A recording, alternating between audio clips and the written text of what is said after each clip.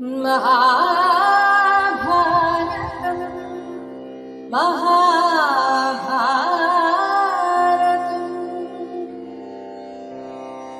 यदा यदा हि धर्मस्य ग्लानिर्भवति भारत अभ्युत्थानमधर्मस्य तदात्मानं सृजाम्य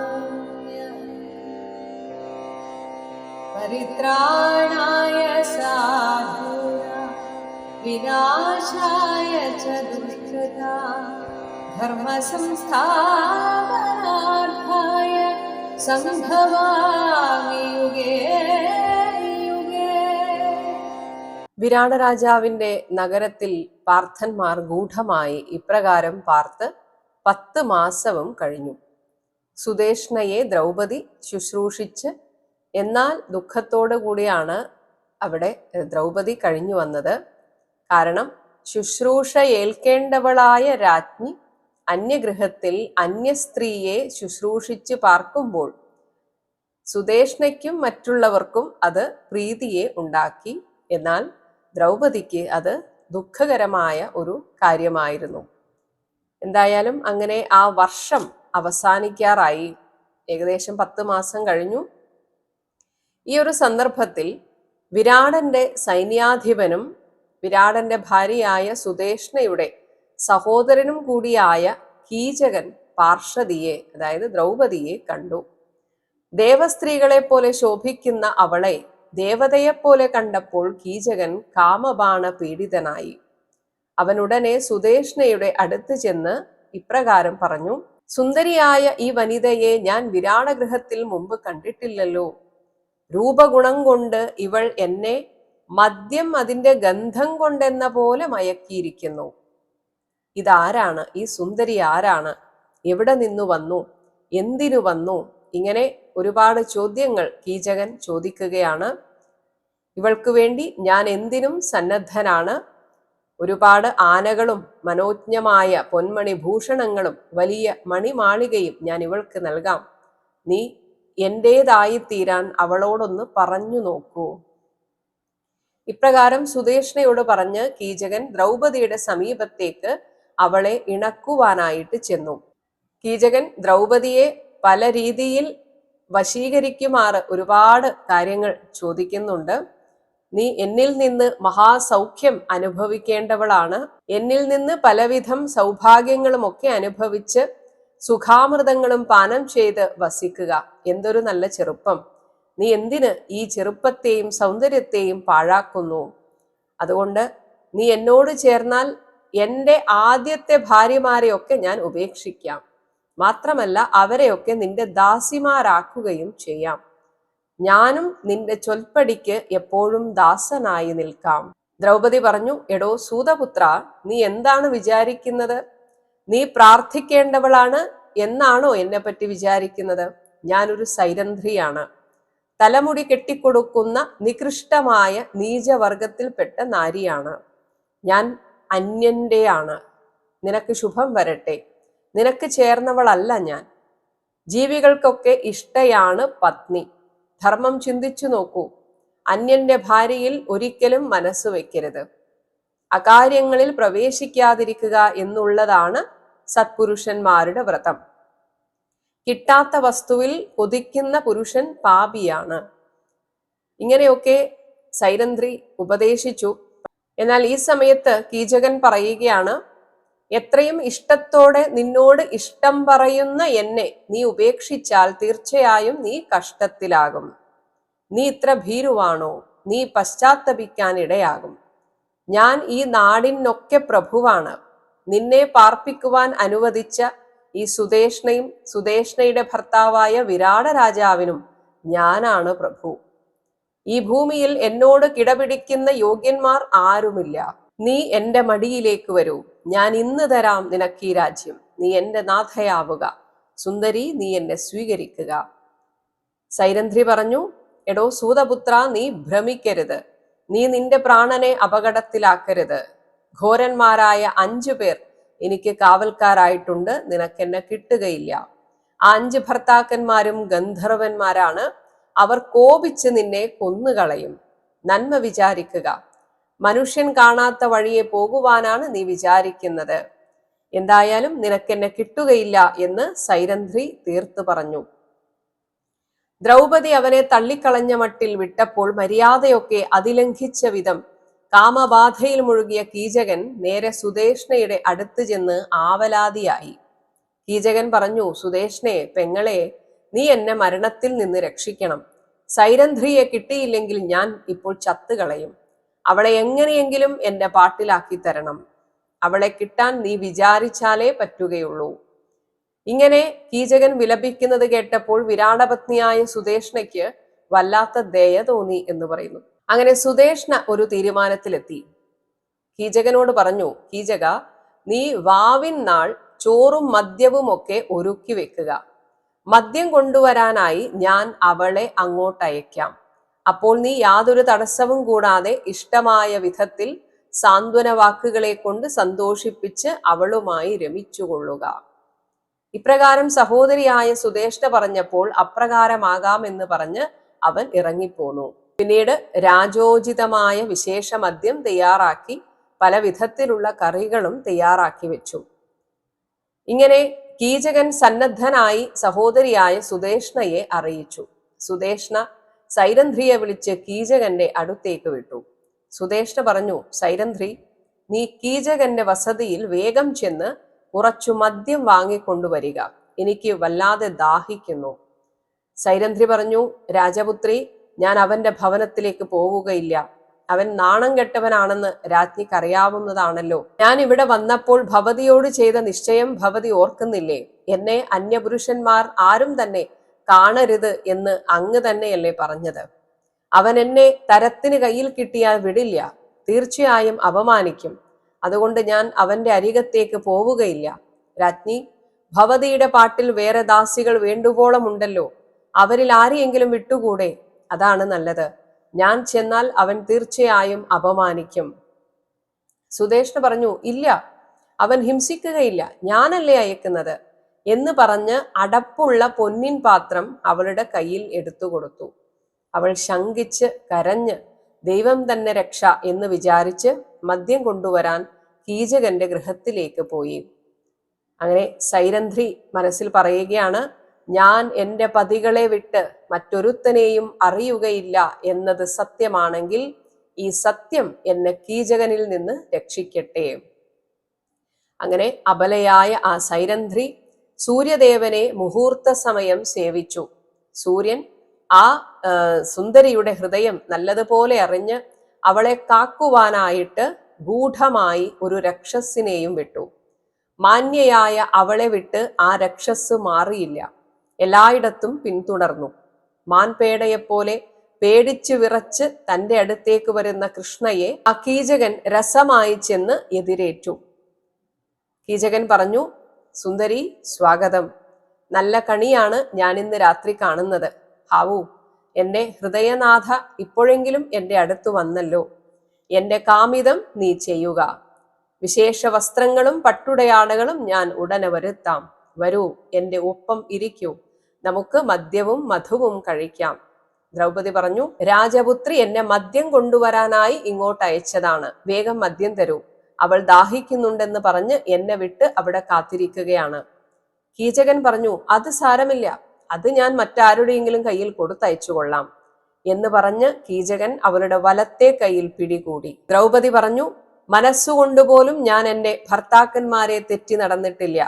എന്നിൽ സത്യമുണ്ടെങ്കിൽ പാപാത്മാവായ നിന്നെ ചവിട്ടിമറിച്ച് വലിച്ചിഴയ്ക്കുന്നത് ഞാൻ കാണുമാറാകട്ടെ. കീചകനാകട്ടെ തന്നെ അധിക്ഷേപിച്ച് ധിക്കരിച്ച് ശകാരിച്ചു കൊണ്ടു നിൽക്കുന്ന ആ സുന്ദരിയെ കെട്ടിപ്പിടിക്കുവാൻ ഭാവിച്ചു. അപ്പോൾ അവൾ ഊക്കിൽ തട്ടിമാറ്റി. അപ്പോൾ അവൻ വസ്ത്രത്തിന്റെ തലക്കൽ പിടിച്ചു വലിച്ചു. ശക്തനായ അവൻ പിടികൂടിയപ്പോൾ ആ രാജപുത്രി നെടുവീർപ്പിട്ടു. അവന്റെ പിടിച്ചുവലി സഹിക്കാതായപ്പോൾ അവൾ വിറച്ച് കോപത്തോടെ ബലമായി അവനെ തട്ടി. ദ്രൗപദിയുടെ തട്ടേറ്റ് ആ മഹാഭാവി വേരറ്റ മരം പോലെ നിലത്തു വീണു.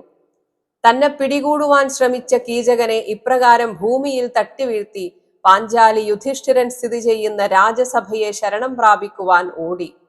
രാജാവ് കാണെ തന്നെ ഓടുന്ന അവളുടെ മുടി കീചകൻ പെട്ടെന്ന് ഓടിച്ചെന്ന് എത്തിച്ചു പിടിച്ച് കാലുകൊണ്ട് അവളെ ചവിട്ടി വീഴ്ത്തി. അവൾക്ക് രക്ഷയ്ക്കായി പിന്തുടർന്ന രാക്ഷസൻ വായുവേഗത്തിൽ കീചകനെ തട്ടി നീക്കി. ആ രാക്ഷസൻ ഊക്കോടെ തട്ടിയപ്പോൾ കീചകൻ മുറിച്ചിട്ട മരം പോലെ നിലത്തു വീണ് പിടഞ്ഞ് ബോധരഹിതനായി. ഈ രാജസഭയിൽ അപ്പോൾ ഭീമനും ഉണ്ടായിരുന്നു. ഭീമനും ധർമ്മപുത്രരും അവളെ ഈ നിലയിൽ കണ്ടപ്പോൾ സഹിക്കാൻ പറ്റാതെയായി. ആ ദുഷ്ടനെ ക്ഷണത്തിൽ വധിക്കുവാനായി ഭീമൻ പല്ലിറുമ്മി കടിച്ചുകൊണ്ട് നിന്നു. ഇപ്പോൾ തന്നെ കീചകനെ കൊന്നേക്കും എന്ന രീതിയിൽ അവൻ വിയർത്ത നെറ്റി കൈകൊണ്ട് തുടച്ച് കോപിച്ച് എഴുന്നേൽക്കാനായി ഒരുങ്ങി. എന്നാൽ അപ്പോൾ തങ്ങളുടെ രഹസ്യം വെളിവാകുമെന്ന ഭയത്താൽ യുധിഷ്ഠിരൻ ഭീമന്റെ കാൽവിരൽ അമർത്തി തടഞ്ഞു. മത്തഗജത്തെപ്പോലെ ഭീമൻ അടുത്തു നിൽക്കുന്ന വൃക്ഷത്തിന്മേലേക്ക് കണ്ണോടിച്ചു. വൃക്ഷം പറിച്ച് ഞാനിപ്പോൾ ഇവനെ അടിച്ചു കൊല്ലും എന്ന് വിചാരിച്ച് നിൽക്കുന്ന ഭീമനോട് യുധിഷ്ഠിരൻ ഗൂഢമായ അർത്ഥത്തിൽ പറഞ്ഞ് അതിനെ മാറ്റിക്കളഞ്ഞു. അതൊരു തമാശ മട്ടിൽ, എടോ സൂത, നീ എന്തിനാണ് വൃക്ഷത്തിലേക്ക് നോക്കുന്നത്? ഓ, നിനക്ക് അടുക്കളയിലേക്ക് വിറകിനാണോ? വിറക് ആവശ്യമുണ്ടെങ്കിൽ പുറത്തുള്ള വല്ല മരവും പോയി മുറിക്കുക എന്ന് യുധിഷ്ഠിരൻ ആ ഒരു സന്ദർഭത്തെ ഒന്ന് ലഘൂകരിച്ചു. ദ്രൗപദി സഭാദ്വാരത്തിലേക്ക് ഓടിക്കയറി. പണ്ട് കൗരവസഭയിൽ വെച്ച് അവിടെ ഉണ്ടായ ഭീഷ്മാദികളോട് എങ്ങനെയാണോ ദ്രൗപദി ധർമ്മത്തെക്കുറിച്ച് സംസാരിച്ചത്, അതേപോലെ ഇവിടെ വിരാട രാജാവിനോടും ചോദിക്കുകയാണ്, നിങ്ങൾക്കാർക്കും ധർമ്മം എന്നൊന്നില്ലേ? ഇവിടെ ഒരു സ്ത്രീയായ എന്നെ പരസ്യമായി അപമാനിക്കുമ്പോൾ നിങ്ങളൊക്കെ ഇങ്ങനെ നോക്കി നിൽക്കുന്നത് എന്താണ് എന്നൊക്കെ അവൾ ധീരയായിട്ട് വിളിച്ചു ചോദിച്ചു.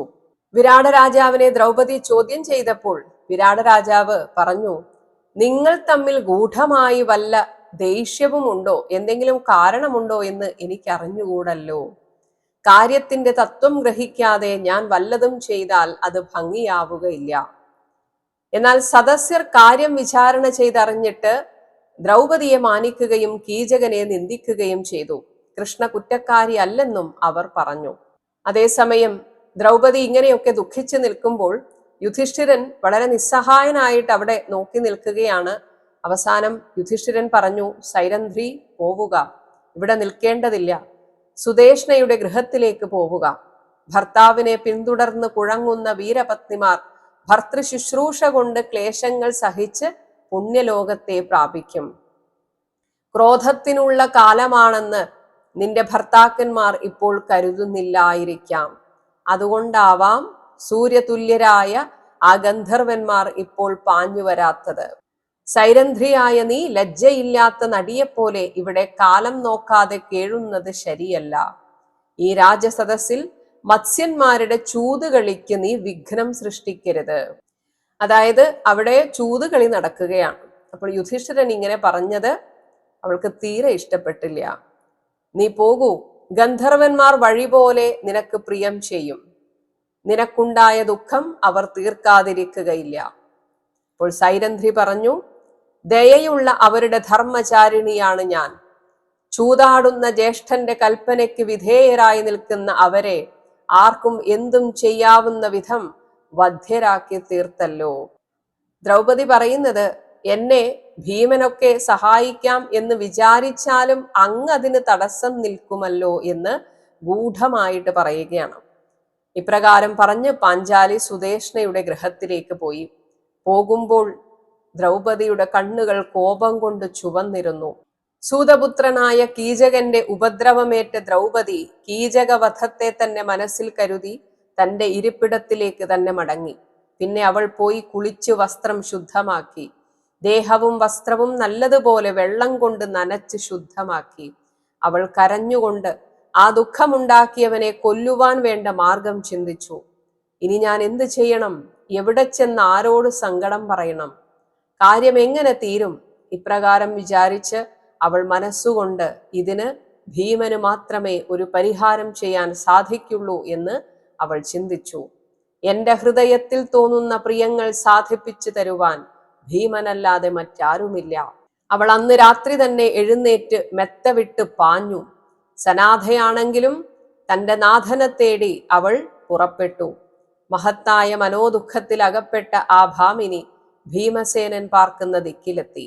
എന്നെ ദ്വേഷിച്ച ആ പാപിയായ സൈന്യാധിപൻ ജീവനോടെ ഇരിക്കുമ്പോൾ ഭവാൻ ഇപ്രകാരം സുഖമായി ഉറങ്ങുകയാണോ എന്ന് ഉറങ്ങിക്കിടക്കുന്ന ഭീമനെ നോക്കി അവൾ മനോഗതം ചെയ്തു. അടുക്കളപ്പുരയിൽ ഭീമന്റെ പാർശ്വത്തിൽ ചെന്ന് നിന്ന് ദ്രൗപദി അവനെ തട്ടിവിണിച്ചുണർത്തി. തന്റെ കൈയാൽ തഴുകി വനത്തിൽ ഉറങ്ങിക്കിടക്കുന്ന സിംഹത്തെ സിംഹി എന്ന വിധം പാർഷദി ഭീമസേനനെ ഉണർത്തി എന്നാണ് ഇവിടെ പറയുന്നത്. ഗാന്ധാര ഭാഷയിൽ വീണാനാദം പോലെ മധുരസ്വരത്തിൽ അവൾ പറഞ്ഞു, ഭീമ, ഭവാൻ എന്താണ് ഈ മാതിരി ചത്ത വിധത്തിൽ കിടന്നുറങ്ങുന്നത്? ഭവാൻ ചത്തിട്ടില്ലെങ്കിൽ അങ്ങയുടെ ഭാര്യയെ തൊട്ട ദുർമതി ജീവിച്ചിരിക്കുമോ? രാജപുത്രി ഉണർത്തിയപ്പോൾ ഉണർന്നെഴുന്നേറ്റ അവൻ ദ്രൗപദിയോട് ചോദിച്ചു, പറയൂ, നിനക്ക് വേണ്ടി ഞാൻ എന്താണ് ചെയ്യേണ്ടത്? ഞാൻ മാത്രമാണ് നിനക്കെന്നും എല്ലാറ്റിലും വിശ്വസ്തൻ. ഞാനാണ് എപ്പോഴും നിന്നെ ആപത്തുകളിൽ നിന്ന് രക്ഷിച്ചിട്ടുള്ളത്. പറയാനുള്ളതൊക്കെ വേണ്ട മാതിരി പറഞ്ഞ് അന്യന്മാർ അറിയുന്നതിന് മുൻപ് നീ വേഗം നിന്റെ മെത്തയിൽ കിടക്കുവാൻ പൊയ്ക്കൊള്ളുക. അങ്ങനെ തന്റെ ദുഃഖം മുഴുവൻ ദ്രൗപദി ഭീമസേനനെ അറിയിക്കുകയാണ്. മാത്രമല്ല, ദ്രൗപദി കരഞ്ഞുകൊണ്ട് ചോദിക്കുന്നു, ഞാൻ എന്തു പാപം ചെയ്തു? പാഞ്ചാലി ഒഴികെ ഏത് രാജപുത്രിയാണ് ഇത്തരം മഹാസങ്കടങ്ങൾ ഏറ്റിട്ട് ജീവിച്ചിരിക്കുക? അന്ന് ആ സഭയിൽ പ്രാതികാമി എന്നെ കൊണ്ടുവന്നതും ദാസി എന്ന് അധിക്ഷേപം ചെയ്തതും എന്റെ വസ്ത്രാക്ഷേപം ചെയ്തതും അങ്ങ് മറന്നുപോയോ? അത് കഴിഞ്ഞ് വനവാസത്തിൽ ഇരിക്കുമ്പോൾ ദുഷ്ടബുദ്ധിയായ ജയദ്രഥൻ എന്നെ സ്പർശിച്ചു. ഇപ്പോഴിതാ മറ്റൊരു സൂതപുത്രനായ കീചകൻ, അതും രാജാവിന്റെ മുമ്പിൽ വെച്ച് എല്ലാവരും കാണുകെ, ചൂതാട്ടക്കാരനായ അങ്ങയുടെ പ്രഭുവും കാണുകെ. ഇവിടെ യുധിഷ്ഠിരനെ ഉദ്ദേശിച്ച് പറയുകയാണ്, ആ ചൂതാട്ടക്കാരൻ നോക്കി നിന്നില്ലേ? എന്നെ അപമാനിക്കുന്നത് അയാൾ നോക്കി നിന്നില്ലേ? ഇപ്രകാരം പല കഷ്ടപ്പാടുകളും സഹിച്ച എന്നെ ഭവാൻ അറിയുന്നില്ല. എന്റെ ദുഃഖത്തിന്റെയും അപമാനത്തിന്റെയും ആഴം ഭവാൻ അറിയുന്നില്ല. ഇനി ഞാൻ ജീവിച്ചിരുന്നിട്ട് എന്ത് കാര്യം? ആ പാപിയായ കീചകൻ സേനാനിയാണ്, രാജ്ഞിയുടെ സഹോദരനാണ്. എന്റെ ഭാര്യയാകണേ സൈരന്ധ്രി എന്ന് അവൻ എന്റെ മുഖത്ത് നോക്കി ചോദിക്കുന്നു. ഇത് കേട്ട് ഞാൻ എങ്ങനെ ജീവിക്കും ഇവിടെ? പിന്നീട് തന്റെ ഭർത്താക്കന്മാരായിരിക്കുന്ന ഓരോരുത്തരും ചെയ്യുന്ന ജോലിയെക്കുറിച്ച് ഓർത്ത് പാഞ്ചാലി ദുഃഖിക്കുകയാണ്. അതിൽ യുധിഷ്ഠിരനെ കുറിച്ച് ഓർക്കുമ്പോൾ മാത്രം പാഞ്ചാലിക്ക് ദേഷ്യം വരികയാണ്. കാരണം വീണ്ടും ഇവിടെ വന്ന് ചൂതാട്ടം ചെയ്യുകയാണല്ലോ. ഇയാളുടെ ചൂതാട്ടം കാരണമല്ലേ നമ്മൾ ഇങ്ങനെ ആയത് എന്നൊക്കെ ദ്രൗപദി ചോദിക്കുന്നുണ്ട്. അതേസമയം ഭീമനോട് പറയുന്നു, അങ്ങയെ കൊണ്ട് ആനയുമായി പൊരുതിക്കുമ്പോൾ അന്തഃപുര സ്ത്രീകൾക്കൊക്കെ ചിരിയാണ്, എനിക്കാണെങ്കിൽ ഹൃദയം നുറുങ്ങുകയാണ്. ഗൃഹത്തിൽ നീ പോത്ത്, പുലി, സിംഹം മുതലായവയോട് എതിർക്കുമ്പോൾ സുദേഷ്ണ കണ്ടു നിൽക്കുന്ന അവസരത്തിലും എനിക്ക് ഹൃദയത്തിൽ കിടിലമാണ്. എന്റെ മുഖം പ്രസന്നമാകാത്തത് കണ്ട് സുദേഷ്ണ എല്ലാ ദാസിമാരോടും പറയും, ഞാൻ ഇത് കണ്ടൊന്നും ആസ്വദിക്കാത്തത് കൊണ്ട് എല്ലാവരും എന്നെ കളിയാക്കും. ഇവൾക്ക് അവനോട് പ്രണയമാണെന്ന് തോന്നുന്നു എന്നൊക്കെയാണ് അവരൊക്കെ എന്നെ കളിയാക്കുന്നത്. ദ്രൗപദി പറഞ്ഞു, പണ്ട് എനിക്കുള്ള കുറിക്കൂട്ടുകൂടി ഞാൻ അരച്ചിരുന്നില്ല. കുന്തിക്കു വേണ്ടി മാത്രമേ ഞാൻ കുറിക്കൂട്ടുകൾ അരച്ചിട്ടുള്ളൂ. ആ ഞാൻ ഇന്ന് സുദേഷ്ണയ്ക്ക് ചന്ദനം അരക്കുകയാണ്. നോക്കൂ ഭീമ, എന്റെ 2 കൈകളും, ഇവ രണ്ടും മുൻപ് ഇങ്ങനെ ആയിരുന്നോ എന്ന് പറഞ്ഞ് തഴമ്പിച്ച് അവളുടെ കൈകൾ ഭീമന് കാട്ടിക്കൊടുത്തു. കുന്തിയെയും നിങ്ങളെയും പേടിക്കുവാൻ ഒരു കാലത്തും ഇടയാകാത്ത ഞാൻ, പേടിക്കാത്ത ഞാൻ, ഇന്ന് ഈ വിരാടന്റെ മുന്നിൽ ദാസിയായി ഭയപ്പെട്ട് നിൽക്കുകയാണ്. കുറിക്കൂട്ട് അസ്സലായോ എന്ന് വിരാടൻ എന്നോട് ചോദിക്കും. അദ്ദേഹത്തിന് മറ്റാരും കുറിക്കൂട്ടരച്ചാൽ ബോധ്യമല്ലത്രേ. ഭീമനോട് ഇപ്രകാരം സങ്കടം പറഞ്ഞ് ആ പാഞ്ചാലി കരഞ്ഞ് ഭീമന്റെ നേരെ നോക്കി നെടുവീർപ്പിട്ട് വീണ്ടും തൊണ്ട വിറയ്ക്കുമാറ് പറഞ്ഞു, ഭീമ, ഞാൻ ദേവന്മാർക്ക് ചെയ്ത പാതകം ചെറുതല്ല. അതുകൊണ്ടാവാം നിർഭാഗ്യയായ ഞാൻ ചാകേണ്ട സമയത്ത് ജീവിക്കുകയാണല്ലോ ചെയ്യുന്നത്. അപ്പോൾ പത്നിയുടെ തഴമ്പ് ചേർന്ന ചെറു കൈകൾ പിടിച്ച് മുഖത്ത് ചേർത്ത് വെച്ച് ആ വൃകോദരൻ കരഞ്ഞു. ആ കൈ പിടിച്ച് കണ്ണുനീർ വാർത്തതിന് ശേഷം വീണ്ടും മഹാദുഃഖത്തിൽ മുഴുകി ഭീമൻ ഇപ്രകാരം പറഞ്ഞു, മുമ്പേ നല്ല അരുണവർണ്ണമായിരുന്ന നിന്റെ കൈത്തലം ഇപ്രകാരം വടുകെട്ടിയത് കാണുമ്പോൾ കഷ്ടം. എന്റെ കയ്യൂക്കും അർജുനന്റെ ഗാണ്ഡീവവും നിസ്സാരമാണെന്ന് എനിക്ക് തോന്നിപ്പോകുന്നു. വിരാടന്റെ സഭയൊക്കെയും ഞാൻ മർദ്ദിച്ചേനെ. എന്റെ മനോഗതം അറിഞ്ഞിട്ട് യുധിഷ്ഠിരൻ എന്നെ തടഞ്ഞു. അല്ലെങ്കിൽ ഐശ്വര്യമതമത്തനായ കീചകന്റെ തല കളിക്കുന്ന ആനയെപ്പോലെ ഞാൻ അടിച്ചുടയ്ക്കുമായിരുന്നു. നിന്നെ ആ കീചകൻ കാൽ കൊണ്ട് തട്ടുന്നത് കണ്ടപ്പോൾ ഞാൻ ഉടനെ മത്സ്യന്മാരെ മുഴുവൻ മർദ്ദിക്കുവാൻ വിചാരിച്ചതാണ്. പക്ഷേ ജ്യേഷ്ഠൻ എന്നെ കണ്ണുകൊണ്ട് തടഞ്ഞു. ജ്യേഷ്ഠന്റെ അഭിമതം അറിഞ്ഞ് ഞാൻ അടങ്ങിയതാണ്. ദ്രൗപദി പറഞ്ഞു, ഭീമ, ഞാൻ രാജാവിനെ അധിക്ഷേപിക്കുകയില്ല. ദുഃഖം കൊണ്ട് ഞാൻ കരഞ്ഞുപോയതാണ്. ഞാൻ ദുഃഖം സഹിക്കാഞ്ഞിട്ട് പറഞ്ഞു പോയതാണ്. കഴിഞ്ഞതൊക്കെ ഇനി എന്തിനു പറയുന്നു? അടുത്ത കാലം ചെയ്യേണ്ടത് എന്താണെന്ന് വെച്ചാൽ അതിനൊരുങ്ങുക. എന്റെ സൗന്ദര്യം കണ്ട് സുദേഷ്ണ എപ്പോഴും ശങ്കിച്ചുകൊണ്ടാണ് ഇരിക്കുന്നത്. വിരാട രാജാവ് എന്നെ പ്രാപിക്കുമോ എന്ന് സുദേഷ്ണയ്ക്ക് ഭയമുണ്ട്. അതുകൊണ്ട് തന്നെ സുദേഷ്ണയ്ക്ക് കീചകൻ എന്നെ വിവാഹം കഴിച്ചാൽ കൊള്ളാമെന്നുണ്ട്. അല്ലെങ്കിൽ കീചകൻ എന്നെ പ്രാപിച്ചാലെങ്കിലും മതി. കാരണം പിന്നെ വിരാട രാജാവ് എന്നെ നോക്കുകയില്ലല്ലോ. അങ്ങനെ ഒരു ദുഷ്ചിന്ത സുദേഷ്ണയ്ക്കുണ്ടെന്ന് ഞാൻ മനസ്സിലാക്കുന്നു. അതുകൊണ്ട് സുദേഷ്ണയും കീചകന് കൂട്ടുനിൽക്കും. മുൻപ് എന്നെ ഉപദ്രവിച്ച എല്ലാവരെയും അങ്ങ് വധിച്ചുവല്ലോ. ജയദ്രഥനെ അങ്ങ് ജയിച്ചു. എന്നെ നിന്ദിക്കുന്ന ഈ പാപബുദ്ധിയെയും ഭവാൻ വധിക്കുക. രാജസേവകനായ കീചകൻ എന്നെ വല്ലാതെ അലട്ടുന്നു. എനിക്ക് ഏറ്റവും അനർത്ഥം ചെയ്തുകൊണ്ടിരിക്കുന്നവനാണ് അവൻ. അവൻ ജീവിച്ചിരിക്കെ നാളെ പ്രഭാതത്തിൽ സൂര്യൻ ഉദിക്കുകയാണെങ്കിൽ ഭീമ, ഞാൻ പിന്നെ ജീവിച്ചിരിക്കില്ല. വിഷം ചേർന്ന ഭക്ഷണം ഞാൻ കഴിക്കും. കീചകൻ മര്യാദക്ക് നിൽക്കുകയില്ല. ഭീമ, നിന്റെ മുമ്പിൽ വെച്ച് ഞാൻ മരിച്ചു കളയും. ഇതും പറഞ്ഞ് ദ്രൗപദി ഭീമന്റെ മാറിൽ തലചായ്ച്ച് കരഞ്ഞു. ഭീമൻ അവളെ കെട്ടിപ്പിടിച്ച് സാന്ത്വന വചനങ്ങൾ പറഞ്ഞു.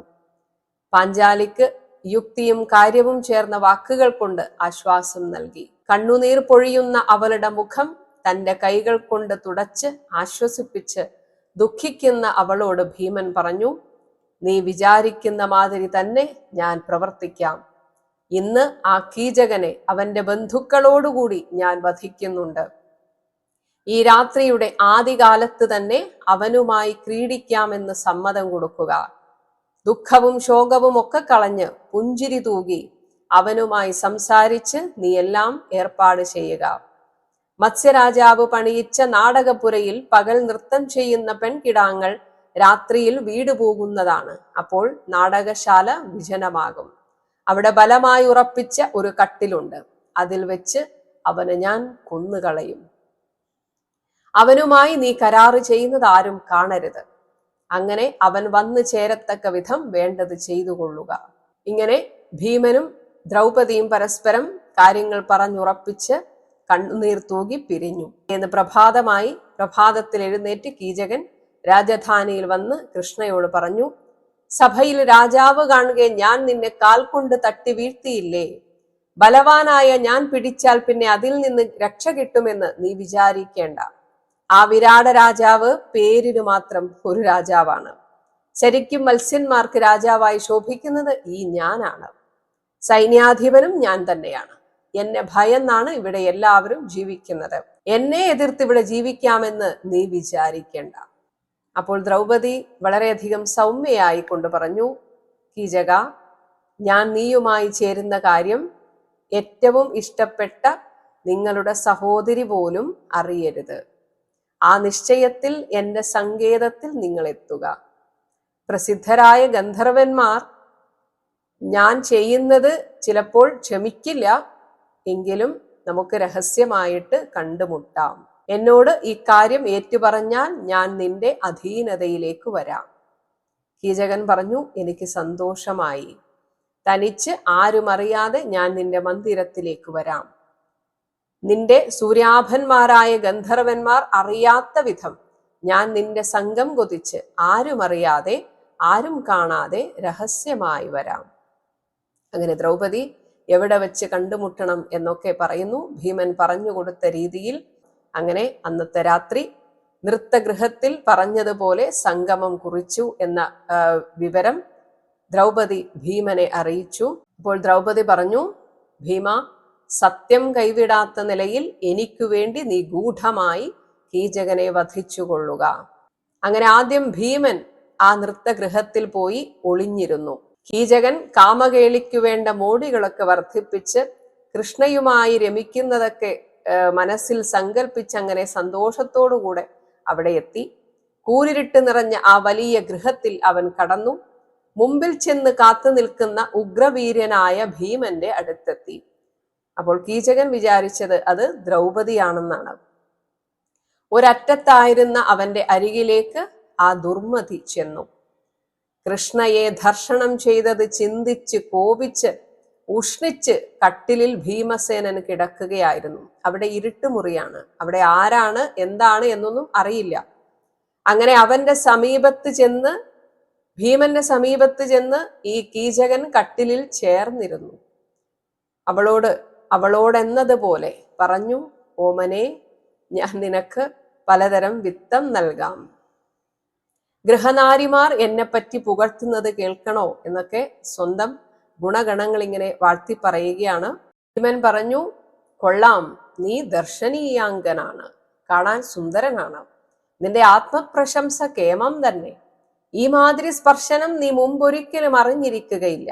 നിന്നെ ഞാൻ കാമകല പഠിപ്പിച്ചു തരാം. സ്ത്രീകൾക്ക് ഇമ്പം കൂട്ടുന്നതിൽ നിന്നെപ്പോലെ യോഗ്യരായ പുരുഷന്മാരില്ല എന്നും പറഞ്ഞ് മഹാബാഹുവായ ഭീമപരാക്രമനായ ഭീമൻ പെട്ടെന്ന് കട്ടിലിൽ നിന്ന് എഴുന്നേറ്റ് പൊട്ടിച്ചിരിച്ചു പറഞ്ഞു, മല പോലുള്ള മഹാഗജത്തെ സിംഹമെന്ന പോലെ ദുഷ്ടനായ നിന്നെ ഞാൻ മണ്ണിലിട്ടിഴയ്ക്കുന്നത് നിന്റെ സഹോദരി കാണട്ടെ.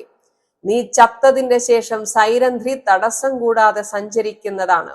അവളുടെ ഭർത്താക്കന്മാരും സുഖമായി സഞ്ചരിക്കട്ടെ എന്നും ഇങ്ങനെ പറഞ്ഞ് മാല ചാർത്തിയ കീചകന്റെ മുടിക്കെട്ടിൽ മഹാബലനായ ഭീമൻ പിടികൂടി. ഊക്കോടെ മുടിയിൽ കൈവച്ചപ്പോൾ ഞെട്ടിയ കീചകൻ തലചായ്ച്ച് തന്റെ എതിരാളിയെ 2 കൈകൊണ്ടും പിടികൂടി. അങ്ങനെ ഒരു മഹായുദ്ധം അവിടെ നടന്നു. അവസാനം ശത്രുവിന് ബലം ക്ഷയിച്ചു എന്ന് കണ്ടപ്പോൾ അവനെ പിടിച്ച് ആ കീചകനെ പിടിച്ച് മാറോട് ചേർത്ത് മോഹിതനാക്കി.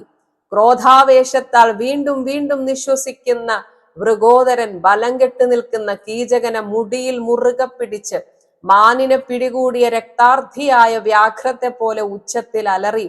പിന്നെ ആ തളർന്ന മനുഷ്യനെ പശുവിനെ കയർ കൊണ്ടെന്ന പോലെ കൈകൾ കൊണ്ട് വെട്ടി.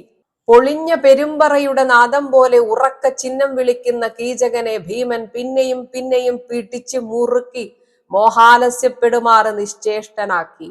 പിന്നെ അവന്റെ കഴുത്ത് ഭീമൻ 2 കൈ കൊണ്ടും ബലമായി പിടിച്ച് ഞെക്കി. കൃഷ്ണമൂലമുണ്ടായ കോപത്തിന്റെ ആവേശം മാറുവാൻ തക്ക വിധം അവനെ ഭീമൻ പീഡിപ്പിച്ചു. അംഗം തളർന്ന് അവന്റെ കൺപോള മറിഞ്ഞു. ആ സമയത്ത് മുട്ടുകുത്തി അരക്കെട്ടിൽ അമർത്തി കൈകൊണ്ട് ഞെക്കി പശുവിനെ കൊല്ലുന്ന വിധം അവനെ കൊന്നു. ആ കീചകൻ മരിച്ചു എന്നറിഞ്ഞ് ഭീമൻ അവനെ വലിച്ചു നിലത്തിട്ട് പിന്നെ ചാവിട്ടി മെതിച്ചു കളഞ്ഞു. അവന്റെ കൈയും കാലും തലയുമൊക്കെ ഓടിച്ച് മൃതശരീരത്തിന്റെ ഉള്ളിലേക്ക് കുത്തിക്കയറ്റി വെച്ചു.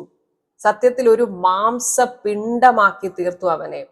എന്നിട്ട് അവിടെ ഉണ്ടായിരുന്ന കൃഷ്ണയെ വിളിച്ച് ഭീമസേനൻ കാണിച്ചു കൊടുത്തു. നിന്റെ കാമുകന്റെ കിടപ്പൊന്നു നോക്കൂ എന്നാണ് പറഞ്ഞത്. ഇങ്ങനെ ഭീമപരാക്രമനായ ഭീമൻ കാൽ കൊണ്ട് അവന്റെ ദേഹത്ത് തട്ടി തീ ജ്വലിപ്പിച്ച് ആ ഇരുട്ടിൽ അവന്റെ ദേഹം കൃഷ്ണയ്ക്ക് കാട്ടിക്കൊടുത്തു. ശീലഗുണമുള്ള നിന്നെ കൊതിക്കുകയാണെങ്കിൽ അവരുടെ നില ഇപ്രകാരമായിരിക്കും, ഈ കീചകന്റെ മാതിരിയാകും. അങ്ങനെ കൃഷ്ണയ്ക്ക് ഏറ്റവും പ്രിയപ്പെട്ട ആ സാഹസക്രിയ ചെയ്ത് രോഷശാന്തി അണഞ്ഞതിന് ശേഷം കൃഷ്ണയോട് യാത്ര പറഞ്ഞ് ഭീമൻ പാചകശാലയിലേക്ക് പോയി. കീചകവധം നടന്നതിൽ പാഞ്ചാലിയും വളരെയധികം സന്തോഷിച്ചു. മഹാഭാരതം